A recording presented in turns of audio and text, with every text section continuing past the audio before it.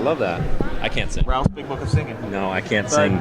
Speaking of Ralph's Big Book, you can finally get that Book of Love into gear. Because, the Book of Ralph? The Book of, Yeah, because we got a Dibny file, so that in the comics, that means good things for Ralph. So what's going on? Yeah. Ralph and Sue, how do you do?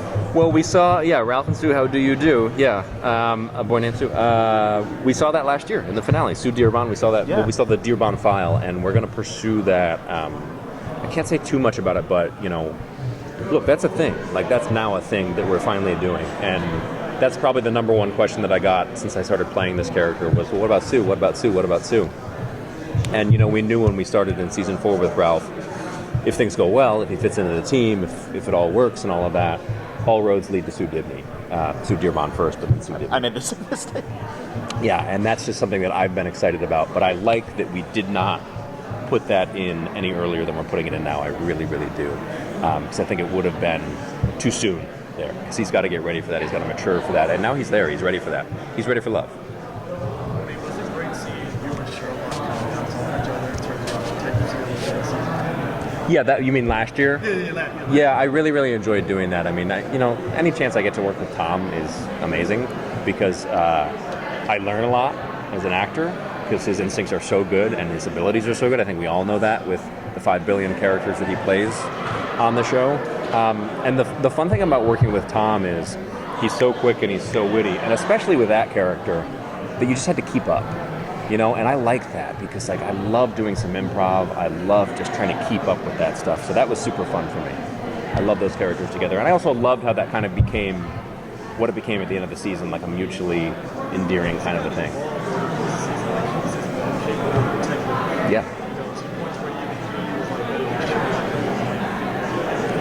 Well, that was the thing. I mean, he figured everything out last year with Thawne and all that was going on with the dagger and all of that, So I really enjoyed that being kind of where it came full circle and him seeing something that Sherlock didn't see. I like that a lot. And I'm excited that we got there with that because I love the detective aspect of the character. Super fun. Ralph's relationship and friendship with Cisco, is that affected now since Cisco basically has given up his powers and it seems like he left Star Labs for a while? Is that has a strain on the friendship? Can you talk about that? I don't think it's a strain on the friendship in the sense that we haven't gotten to filming and digging into that too much. Obviously, we've done some stuff there, but we haven't specifically gotten to too much of that yet, but we will.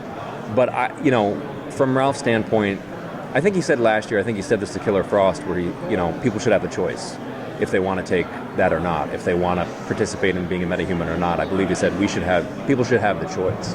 And so I think for him, if his friend is happy and his friend feels it's the right choice for him, he supports that completely. I don't think that would be a black mark on their friendship or anything like that. They really bonded last year a lot, and those scenes were really, really fun to shoot and really fun stuff to do with those two guys together.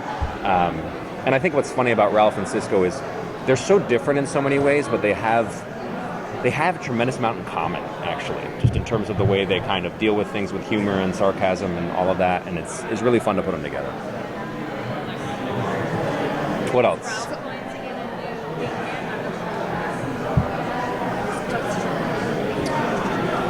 He is, and I can't say too much about it, but He is. I can't say too much more about that, but that's going to be a thing. But he's also going to be more independent this year than he's ever been. In the sense of, I'm going to go solve whatever I'm going to solve. I'm going to go figure this out, But yes, there is going to be a wingman situation, yeah. I feel like your character's grown so much throughout each season he's been in, so... Yeah, I'm really grateful for it. Maybe Ralph Dibny the leader at some point.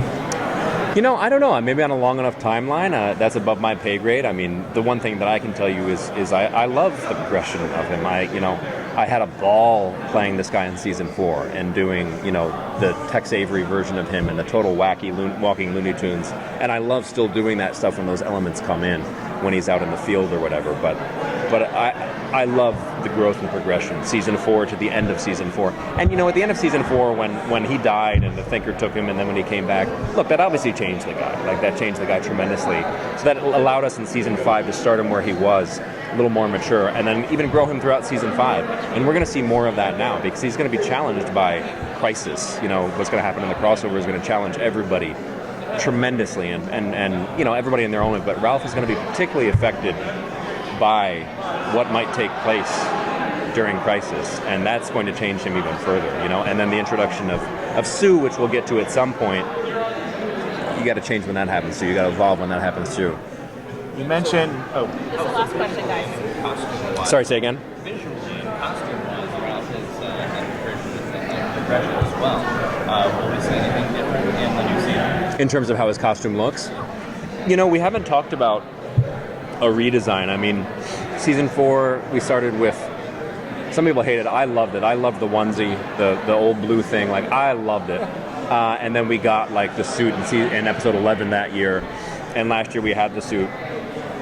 We haven't talked about a redesign. I think if that happens, that's after Crisis. I think if anything like that happens, because again, that's going to be a tremendous game changer in terms of how the geography and how all of this Arrowverse world looks. I know people say this kind of stuff a lot, but it is going to change. It's going to change things forever.